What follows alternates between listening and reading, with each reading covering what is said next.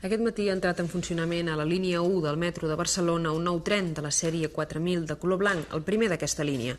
Fins ara aquest tipus de tren ja funcionava a la línia 3 d'una manera experimental. S'ha previst que cada mes entri en funcionament una unitat de 5 vagons d'aquest nou model. L'alcalde de Barcelona, Pasqual Maragall, ha assistit aquest matí a l'acte de posar en marxa el primer tren de la sèrie 4000 de color blanc a la línia 1 del metro de Barcelona. Alguns trens d'aquesta sèrie ja funcionaven experimentalment a la línia 3. En l'acte d'inauguració, l'alcalde Maragall, a qui acompanyava la presidenta de Transports de Barcelona, Mercè Sala, ha destacat el fet que aquests nous metros guanyen en comoditat i confort. Els cotxes són més silenciosos, més ventilats, tenen un sistema voluntari d'obertura de portes i megafonia interior. L'alcalde i acompanyants han fet el primer recorregut des de l'estació de la Sagrera fins a la d'Universitat. Durant el trajecte, Pasqual Maragall ha viatjat a la cabina de comandament i s'ha interessat pel funcionament del comboi. Transports de Barcelona té la intenció de renovar tots els trens de les línies 1 i 3 en el termini d'un parell d'anys.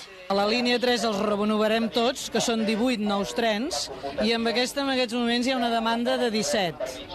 El que pensem és ampliar-la, segurament amb 5 més, per poder renovar totalment la línia 1. Per tant, són 35 i 5 més, 40.